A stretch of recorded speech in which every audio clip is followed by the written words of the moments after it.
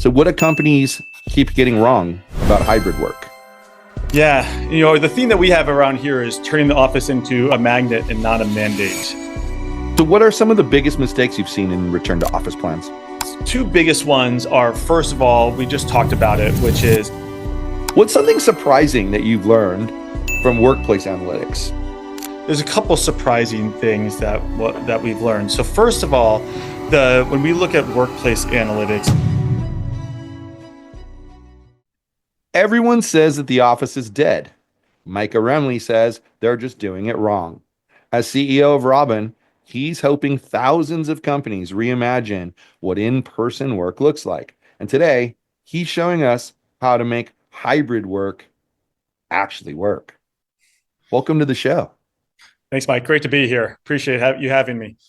Yeah, I appreciate you being here. So you've said that the office isn't dead, just misunderstood. So what do companies keep getting wrong about hybrid work? Yeah, the theme that we have around here is turning the office into a magnet and not a mandate. And although having structure around office usage ends up being really important, so I'll cover that.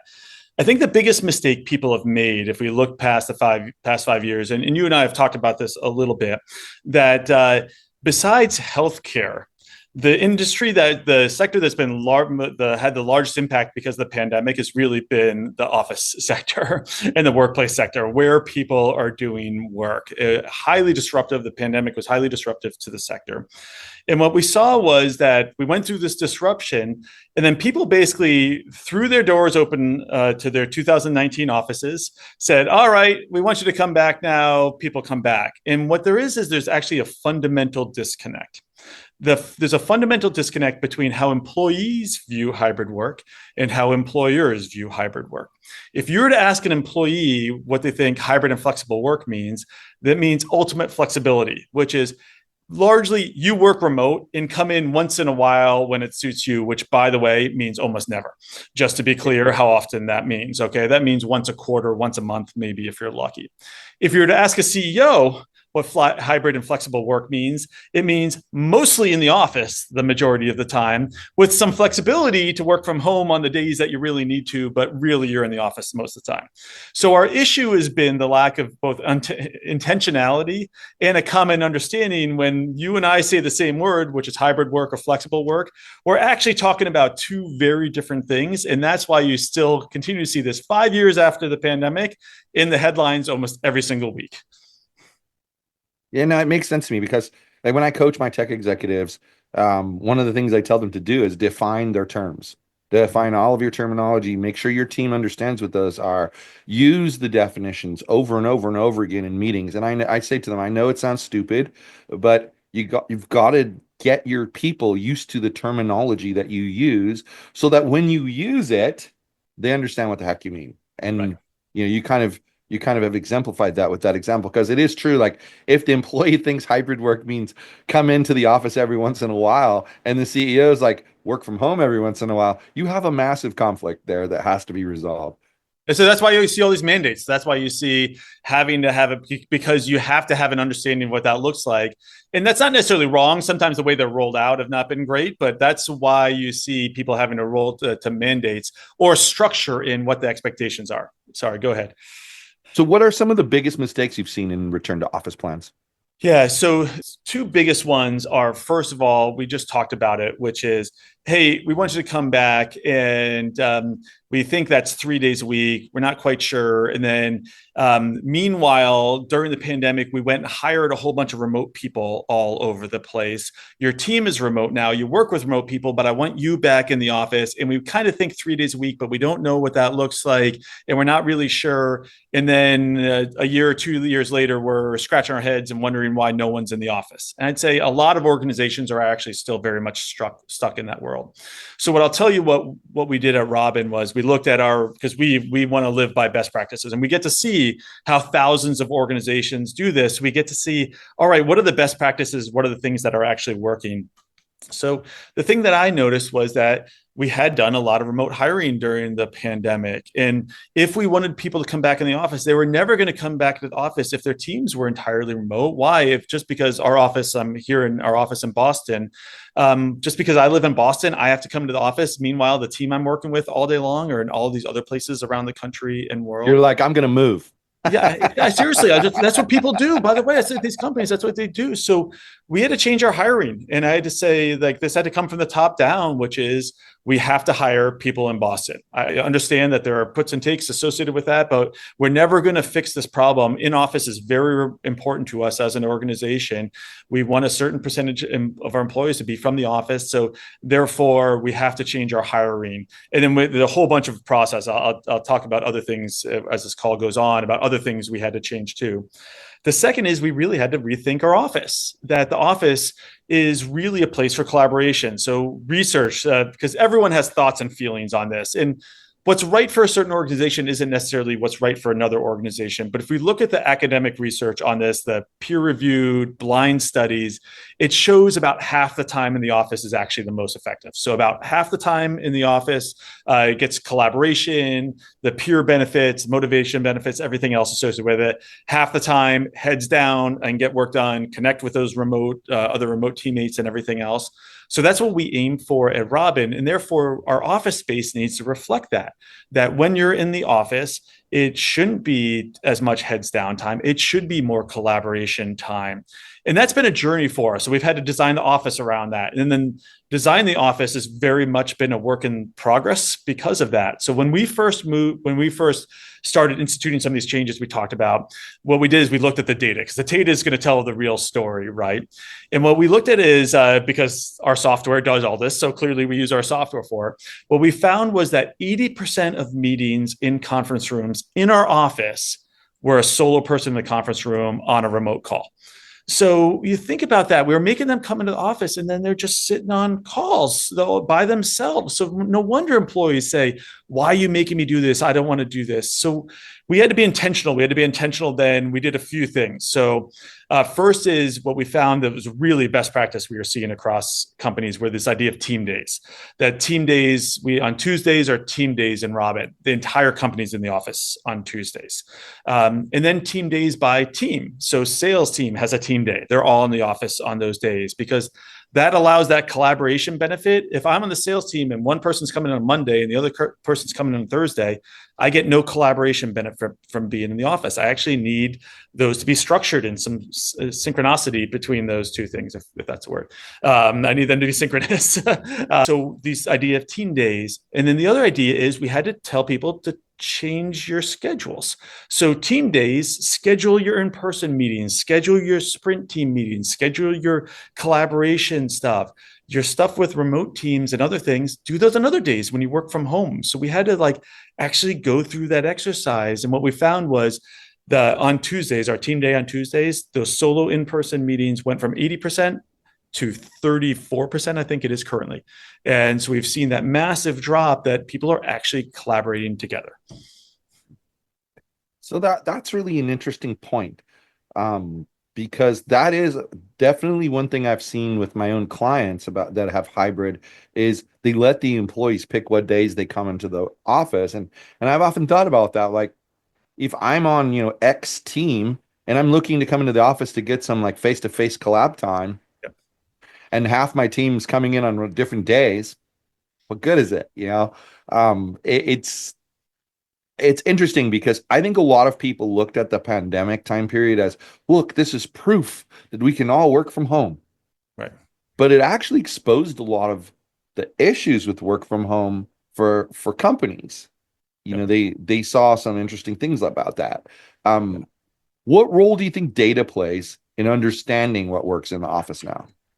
I think it plays a massive role, and you have to look beyond the superficial data because it's easy to see in anecdotes, right? It's easy to see somebody who's performing poorly and works in the office and someone who is amazing and works remotely. And every organization has examples of those things too. So you have to look at the data and the averages, and then also think about flexibility in that. Once again, that superstar that works remotely, maybe they should be able to work remotely. They're able to do that.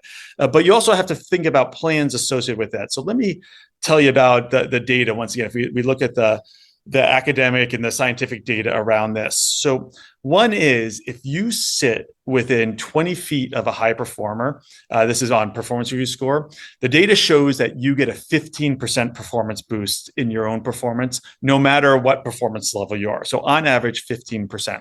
So the reasons for this are twofold. So what do you think those two reasons are, why you get that performance boost? I would imagine faster resolution of issues where you need someone else's input would Mm-hmm. be one. Yep. But I can't think of a second one off the top Okay, of my so head. great. Yeah, exactly right. So, like that learning by osmosis, I hear what you're saying. I can bounce questions off of you. I can hear how you're talking to a client, and then I can replicate that if I like the way it is. Like all of that stuff we think about. So that's absolutely right. That's number one. The second reason why it's really important is peer pressure. And this really makes sense once again, right? Like a lot of us probably have home gyms. I don't know how much they get used often, the exercise bike sitting on a corner as a clothes rack, right? It's very hard to stay motivated. And it turns out that when you hear the other person pounding the phone's ear or working really hard, it's anyone who's ever played a team sport knows this too, is that the level of the team helps raise you up. And certainly some of that can be replicated through online tools, but certainly not all of it. And so that's why you see that performance boost greatly by being in the office. And in fact, what's interesting is you actually see a negative performance boost. So if you sit next to a low performer, you see that that 15% is basically the same performance decline. But they solved that in the study. Besides firing people, so in the research on this, they solved that. Firing people was one way. Guess what they did to solve that problem in the research study on this? Mix up where people sit. They removed the low performer to a dark corner of the office, and guess what? The problem went away. So it shows proximity has a real impact on how we perform as individuals. It's really important. Another research study I'll just cite real quickly is because it shows where you got to look at this next level of down of data is in the journal Nature. It's a premier scientific journal on the face of the planet. They looked at breakthrough research. So once again, it's very easy to kind of keep the lights on sometimes, but are we really being innovative a thing? And they looked at scientific research and said, breakthrough research, how likely is it to have a breakthrough research project? And they found that co-located research teams were much more likely to have breakthrough research versus teams that were spread out. Teams that were spread out were more likely to just kind of have normal course of flow research versus this true breakthrough. We broke through to a new idea. I think this is something that we often feel as leaders, but it's hard to put our fingers on this. And what's really interesting is they looked at that back to that next layer down, and they said, what about research teams where one person's really senior and one person's really junior? And they looked at remote teams. And if you had that dynamic in remote teams, then you're even less likely to have breakthrough research. But if you were co-located, you were just as likely as any other team on the planet to have a breakthrough research. So this idea of hierarchy, once again, this feeling that in remote worlds, it's harder to overcome hierarchy, but in person, it's much easier to overcome hierarchy. So this is why you've got to look at how people are actually operating in those different environments to think about how that might impact your company and your business. Well, that's actually quite an interesting concept because, like, I actually believe that people do feed off of one another, positive and negative. I mean, it makes sense that that would happen, and dealing with remote teams for a lot of people, you used to hear like they wouldn't hire remote developers for software development companies because stuff wasn't getting done. And then people would say, "Oh, it's just because you don't know how to manage the remote team." Sure, that was part of it, but it's the logistics of it that were kind of a bigger issue, and it kind of makes sense the high performer, low performer thing, because you do tend to pick up what other people are saying and be like, oh, I would never thought of putting it that way. That'll help with my next phone call, that sort of thing. So, what's something surprising that you've learned from workplace analytics? There's a couple surprising things that we've learned. So first of all, when we look at workplace analytics is how people say they want to use the office, and then how people actually use the office. So if you did a survey of how people, because right now in a hybrid and flexible work world, what we're competing with is people's homes. So first of all, the kitchen's right down the street, right down the hallway. Your dog is at your feet. You take a break whenever you want. So we're competing with that. We can't solve for the commute. So that's something that we can't solve for, right? Is the commute's going to be the Darn. commute. So we looked at a few things. So one of the things that we looked at, we actually did a survey and said, well, how much is it? I can't solve for the time of the commute, but I can solve for the cost potentially. And what we saw was before the pandemic, we had a commuter benefit, which was for a monthly T pass here in Boston. But what we found was that in the remote work world, that just didn't make sense anymore because people weren't coming in. A T-Pass, for it to make sense, you have to be coming to the office 4.5 days a week. And people were coming in 2 or 3 days a week. So that didn't make sense. So what we did was we do a daily commuter benefit. And we do beyond just that. We say, hey, we know you're going to spend more on lunch. We know you're going to spend more on those other things. So we actually have a daily commute benefit that we provide to employees. So our data showed us that. And that data was, we did a survey of what the cost was, true cost to come into the office, because I can't solve for the commute time, but I can solve for the costs of coming to the office. So we solved for that, which was really interesting. The other was in how people work. Once again, because you're commuting, so if you're competing with their home office setup. So if you ask people what they want in the office, guess what they'll say? They'll say they want something that looks like their home office setup. But the fact of the matter is, I want them to be they should be doing different work when they come in the office. That's the whole point, is I want them collaborating. I want them overhearing. So when we looked at analytics, once again, the data shows that I actually need to be next to you and listening to you having a conversation. If I'm not, then I'm not actually getting the benefit of being in the office. So once again, if we looked at the data showed when people come to the office, they scatter. Whenever they have a call, they scatter and go to a conference room someplace, or they go to a phone booth, of which we have them in the office, and they take their calls there. So we looked at the data. The data showed us that was happening. One person in conference room. So one of the things we did was we said, we want you to take calls from the floor. Not only are we going to say that's okay, but we want you to do it. We don't want you taking calls that are individually. And we've seen great. I wish I could say, hey, we've solved that entirely, that every single call is taken from the floor like it used to be here. Because once again, people got at home, they got used to taking calls in private. And that's where they're not used to people overhearing their conversations. But that actually is one of the things that makes the office important, and having people, it makes it valuable. So we had to change that behavior. So that's one of the things that I did not expect to have from workplace analytics. We expected like seating charts and where people are using seats, and the ones near the windows are the best. And that conference room's got the greatest light, and that's why people like it. And certainly we see all of those things, don't get me wrong. But it's this idea of intentionality. What work are people doing at home? And then realizing they're doing very different work when they come into the office. As an example, a customer of ours has put in all these beautiful common spaces and libraries on lots of different floors. What they found were the libraries work out really well, the quiet spaces, for engineering and technical floors, not surprisingly. But they put in a library on a floor that was full of teams that were collaborating all day. And so that was like, oh, wait, that doesn't get used very much at all, which makes sense. But the employees that asked for that, but once they are actually using the office the way you want them to, then that becomes irrelevant because you're home a couple of days a week. That's really interesting because, like I said, when I had part remote, part in the office, I used to plan more like things that couldn't be interrupt. I didn't want to be interrupted for when I was at home, and everything else I would do when I was in the office. So I guess I was just instinctively following Yeah. that process. But it actually makes sense because you do when you're at home, especially like if your kids are around or if your spouse has the TV on or whatever, you kind of duck away somewhere where it could be quiet for the phone call. But when you're in an office, there's really no need for that. But if Yep. if, if you could ban one annoying office habit forever, what would it be? Ban one annoying office habit forever. Yeah, I like to make you guys think. You So. can tell I'm all in the office. I'm not a fan of stinky food, so maybe that's the one.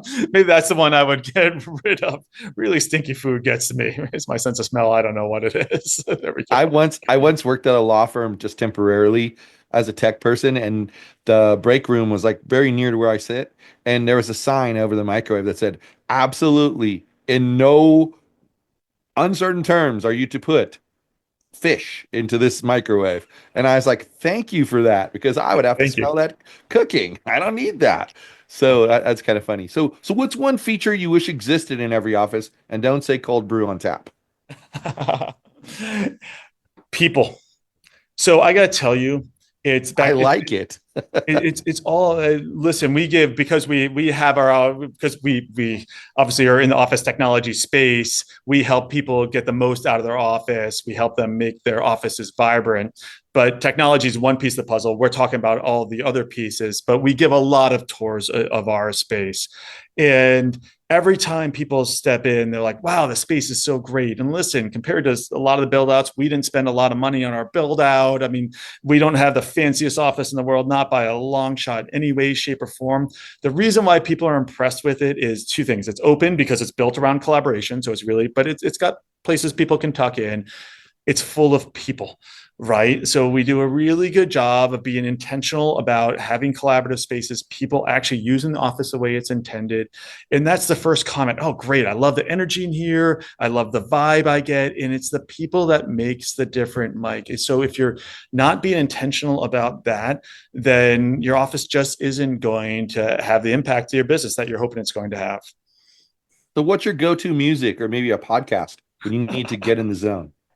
Well, so we listen to music in the office a lot. Back to like, we want the office to be vibrant, and go to music for me. This, as you can tell, and I'm often in early, so the early bird gets the worm in the Robin office. So you get to choose. The younger folks, they'll choose all sorts of stuff. So definitely 80s rock road trip, anything 80s and 90s. We definitely get into that here. I find a good background. Guns N' Roses will come on. I'll get pumped up about something. Then that's the go-to for sure. And then podcasts, lots of good podcasts, including this one is I think where I spend most of my time listening there. That's the go-to there. Excellent, excellent. Yeah, no, it's kind of funny. I think people don't they think back to like when you mentioned Guns N' Roses and you like think about, well, what people see what music I listen to, and then like, you listen to that, and I say, think about it. I was like 19 years old when this band was huge. Of course, I listened to this music. You forget that. Just because they're popular, still popular now, doesn't mean they weren't super, even more popular like 30 years ago. Right. So Yeah, exactly. when all the dust settles and Yeah. we look back a decade from now, what do you think we're going to say about this moment in the evolution of work? Did we kill the office or did we finally get it right? I think we're on the path to getting it right. I think we're getting there still. I think companies are finding their sweet spot, and that sweet spot varies, but I'm a big believer that for a lot of people, office time is important. And I'll say this, right, is this idea around motivation. We talk about motivation. Some people are intrinsically motivated. Some people are extrinsically motivated. I think the amount of purely intrinsically motivated people is smaller than if you ask people, they think they're intrinsically motivated. I know myself. I work best when I'm hybrid. I work best when I'm in the office. For me, it's 3 or 4 days a week in the office, and then a day at home, a day or two at home to have the heads down time. I've learned that over the years. And I think also we're missing this opportunity. I'm going to give you this back to in-office time, that especially the younger generation. So one of our customers is a very, very highly successful professional services firm. And during the summer, all the partners are off at their nice vacation houses and other places and everything. And they have intern classes coming in. And the intern classes are the lifeblood of this organization. They require the interns then get job offers or full-time offers to junior associates that then become associates that then ultimately become partners. And this is the talent pipeline for the entire organization. It's how the organization has thrived for so many years. And for the first time ever, this is a couple of years ago during a little bit after a couple of years into the pandemic, they had a whole intern class fail. They've never had this happen before. Not a single intern got an offer to junior associate. Wow. And they looked at all the demographic information, schools, test scores, everything else. They couldn't find anything that indicated this should happen. And all they could find were the partners and everyone else in the organization were spending most of their time remote. And nobody was there with the intern class to actually help them develop and get the skill sets that they're going to need to be successful as a junior associate, then ultimately as associate. So they actually had to change their behavior during the summer when leadership most wanted to not be in the office. They wanted to be at their vacation houses and everything. They actually had to change their behavior as a firm and spend more time in the office helping develop that talent, so that way they could then become the future of the organization. And I actually think that this is becoming more and more relevant across organizations in this AI moment. That AI is fundamentally, and like this is, you hear lots of talk, like we are deep in it as an organization. We're not trying to peddle AI wares. So I hope I'm a more trusted source on this, but we've seen the light and seen the transformation that AI can have a business. But it really fundamentally changes how you work, your workflows within the organization. And I think in person is becoming even more important in that moment, actually. So I think we're finding it right, this balance between the two, but it's really important moment. And I think you can't let this get by you, actually, that you have to embrace the moment that we're having right now and getting that balance between in person and remote right. No, agree. I totally agreed. It's a mindset shift that has to happen, and it's going to take a little bit of time, I think, to figure out for some companies. But like the client you mentioned, kudos to them for like taking a step back and saying, "What the heck happened here? Like, why? Yeah. How did we have this happen so we don't have it happen again?" Because a lot of companies would have just blamed it on the crew of interns rather Yeah. than looking at their process. And that's an interesting thing to uncover when you think about it too. That well, duh, no wonder they didn't learn anything. No one was here to teach them. Exactly right. Especially, it's hard to learn all that stuff remotely. And once again, maybe some people, okay, but you're reducing your odds. It's back to, hey, we're thinking that everyone fits that learning style and that's it. And once again, my take is that probably 30% of people are actually truly intrinsically motivated. The rest of us are either more fully extrinsically or some combination thereof, right? And so therefore, if you're saying, hey, we're just doing it online, you're cutting out a huge portion of your potential talent pool, which I mean, people think they're even expanding talent pools when they go fully remote. I'd look at it the opposite. I actually think that you're potentially suppressing your talent pool. yeah, no, it's interesting. Years ago, I used to have a network engineer, and he was in Washington State, and of course, we were in California. And what we would do with him is, um, once a month, he would come and he'd be in the office for an entire week. Yep. And you'd think that would deal with most of the problems, but in actuality, I personally ended up having to do a lot more Mm-hmm. because of that arrangement. Because he'd say, "Hey, Mike, I'm working on this server and it's not responding, and I can't get to it. Can you go and like unplug it and plug it back in?" And it's like, "See, this is why you should be in the office." But he was probably but the best at doing what he was doing of anybody I'd worked with. So it was okay. But it just kind of exemplified to me. And it's why still to this day, I believe that some time in office face to face is important. And I know that there's many, many people who want to push it the other way and never go to an office. And I mean, I've even had clients of my own who have embraced that and like sold off the buildings that they have and stuff like that. And I have a feeling they're going to regret that in the long run, but we shall see. We shall Yeah, see. a lot of people have done it. And listen, different things are right for different organizations, but clearly I'm a believer that the some time in the office is really important. And Totally. we see the benefits of it. The research bears that out deeply. So we're believers here at Robin, and we try to make that office space, that office work for companies, and really make it allow companies to get that benefit that they have of the office rather than just being this stranded asset that's not using. I think that's where it's not actually intentionality. Most companies have taken these half-hearted measures. They still have an office. They look in, they say it's empty, and then you have a CFO saying, "Hey, well, geez, we might as well just get rid of it because it's not serving us any good at all." Whereas they're not really thinking about what the future of the company needs to be at all. And to your point, maybe some of them will come back to regret that decision. So why don't you let the listeners know where they can connect with you if they want to find out more about you? Thanks, Mike. Yeah. So come find Robin at robinpowered.com. So again, that's robinpowered.com. And you can learn all about how you can make your workplace really vibrant. And you can look more into the research that I just described, as well as seeing how good is your office at actually driving collaboration. We've actually created a formula around that, and you can estimate how good your office is at driving the whole purpose of having in-person work, which is collaboration. Awesome. Well, thanks so much for being here and sharing your insight. Everybody, we appreciate your time and your perspective and the fact that you made office design exciting, surprisingly. Thanks, Mike. It's great being here.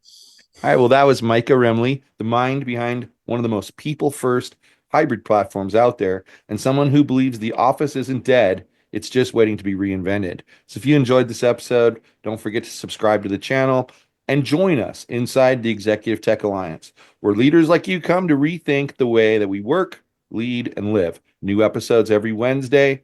And stick around. At the very end of this episode, I've got something exciting to share with you that just might change the way that you lead.